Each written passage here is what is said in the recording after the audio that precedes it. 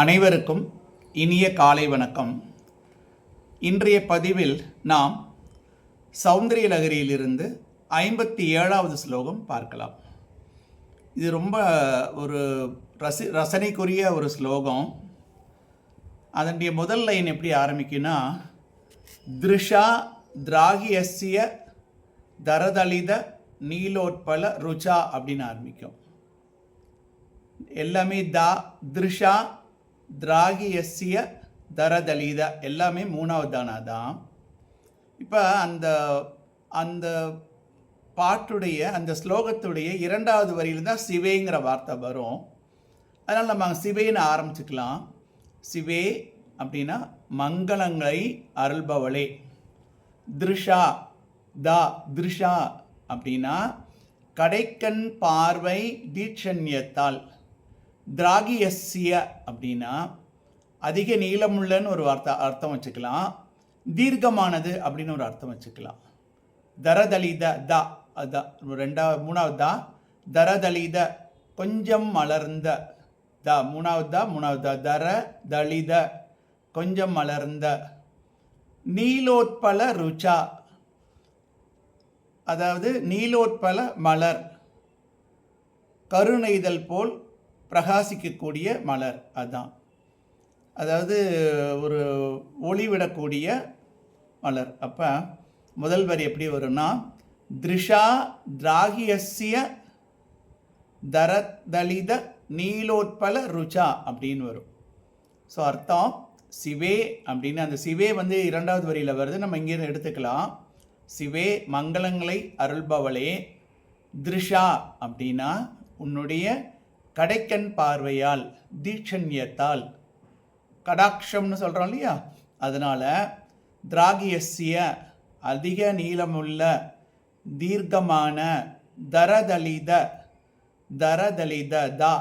மூணாவது தானா கொஞ்சம் மலர்ந்த, நீலோத்பல ருச்சா அதாவது நீலோத்பல மலர் மாதிரி, அதாவது கருணைதல் மலர் மாதிரி பிரகாசிப்பதும் ஆன அப்படிங்கிறதோட இந்த முதல் வரி முடியுது.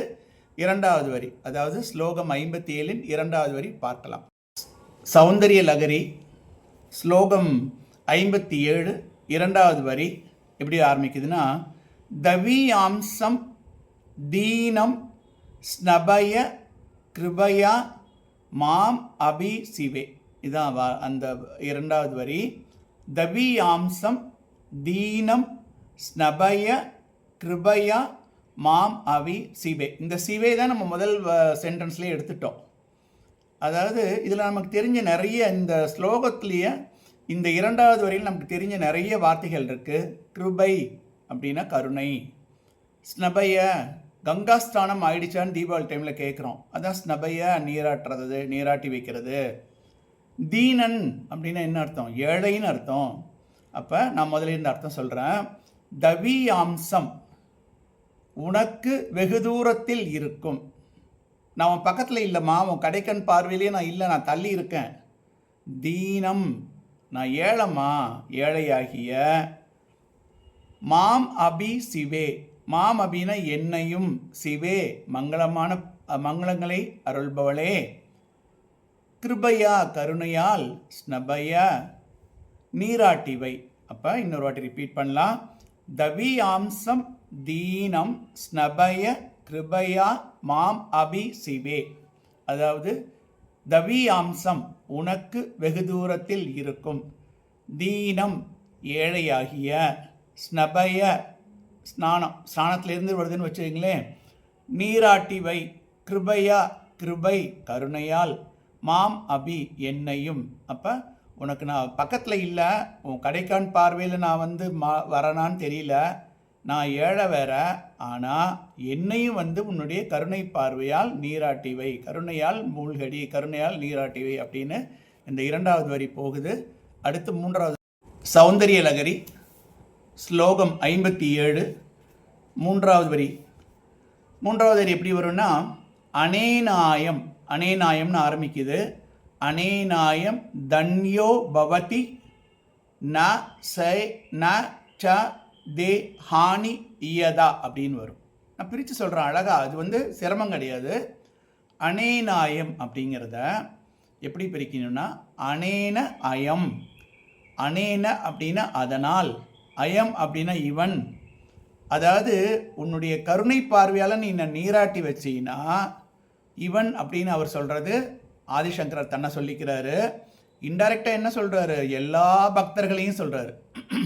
அனேனாயம் அதனால் இவன், இவன் அனேன அயம் அதனால் இவன், தன்யோ பவதி, தன்யக தன்ய போட்டு அப்புறம் அங்கே ஒரு கோலன் இருக்கும். நம்ம எப்படின்னா தன்யோ பவத்தின்னு தான் அங்கே இருக்கு, நம்ம படிக்கணும், உச்சரிக்கணும்.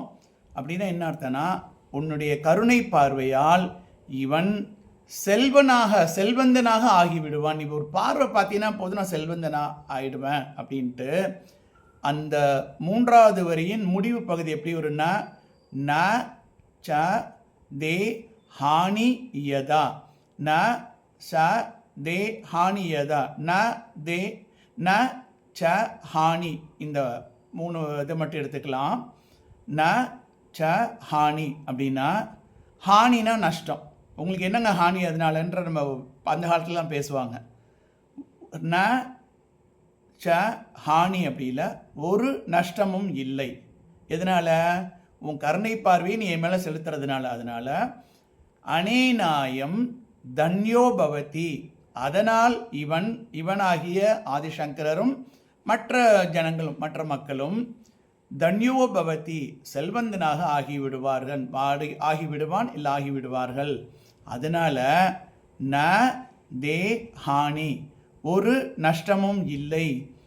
ஈயதான் எப்படி முடியுதுன்னா இதனால் உனக்கு என்ன நஷ்டம். அந்த தேக்கு என்ன அர்த்தம்னா இதனால் உனக்கு என்ன நஷ்டம் அப்படிங்கிறதோட இந்த மூன்றாவது, அதாவது உன்னுடைய கருணை பார்வையை நீ என் மீது செலுத்துறதுனால அம்பிகையே உனக்கு என்னம்மா நஷ்டம் அப்படின்னு சொல்லிட்டு நீ அந்த மாதிரி பார்த்தினாலே இவன் அப்படின்னா ஆதிசங்கரர் மற்றும் நம்முடைய பக்தர்கள் அனைவரும் செல்வந்தனாக ஆகிவிடுவார்கள் என்பதோடு மூன்றாவது வரி முடிவடைகிறது. சௌந்தரிய லகரி ஸ்லோகம் 57வது, அதில் அந்த ஸ்லோகத்துடைய 4வது வரி.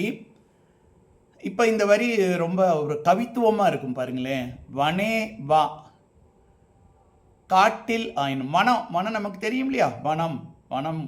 அதனால வனே வா காட்டில் ஆயினும், ஹர்மியே வா நாட்டில் உள்ள மாளிகையில் ஆயினும், சமகர நிபாதோ தன் கிரணங்களை சமமாகவே பொழிகிறான் சந்திரன். அதான் சமகர நிபாதோ ஹிமகரக சந்திரன், ஹிமகரகன சந்திரன்.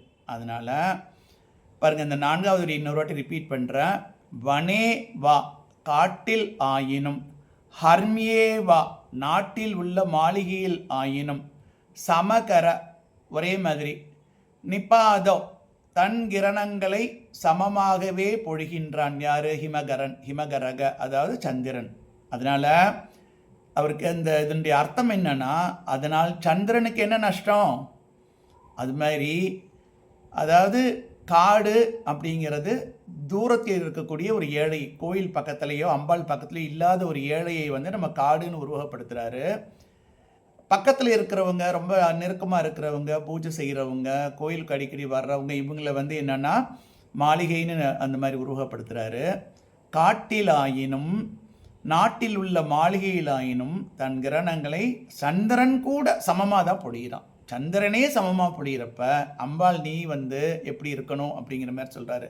அது மாதிரி சமமாக பொழிகிறதுனால எல்லா பக்கமும் பாருங்கள், நீங்கள் ஒரு டூர் போகிறீங்க, நைட் டைம் டூர் போகிறீங்க, உங்கள் இடத்துலேருந்து புறப்படுறீங்க, பூர்ண சந்திரன் அன்னைக்கு இருக்குது, பௌர்ணமி இருக்குது அப்படின்னா அங்கேயும் நம்ம சிட்டி தாண்டின கொஞ்சம் தூரத்துலேயே என்ன ஆகுன்னா நமக்கு தெரியும், இந்த மாதிரி கொஞ்சம் சந்திர வெளிச்சம் இருக்கும், நல்ல பௌர்ணமி வெளிச்சம் தெரியுதும்போம். இன்னும் தள்ளி போக போக போக காடு மாதிரி இருக்கும், ஜனங்களே இருக்க மாட்டாங்க, ஆள் நடமாட்டம் இருக்காது, ஒரு ஹைவே மட்டும்தான் இருக்கும், ஆனால் அங்கேயும் சந்திர வெளிச்சம் தெரியும். அப்படிங்கிறதுனால அப்போ இதனால் சந்திரனுக்கு ஒன்றும் நஷ்டம் இல்லையே, எல்லா பக்கம் ஒரே மாதிரி. அது மாதிரி அம்பிகையே உன்னுடைய கருணையும் அது மாதிரி இருக்கணும் அப்படின்னு சொல்லி இந்த ஒரு அருமையான ஸ்லோகத்தை உங்களுக்கு உங்களுக்கு தெரிஞ்சிருக்கும் முதல்லையே. பட் இதை இன்னும் கொஞ்சம் தெளிவாக சொல்லி உங்களோட பகிர்ந்துக்கிறதுல எனக்கு மிக்க சந்தோஷம். இதை கவனித்த இதுவரை கேட்ட அனைவருக்கும் நன்றி, வணக்கம்.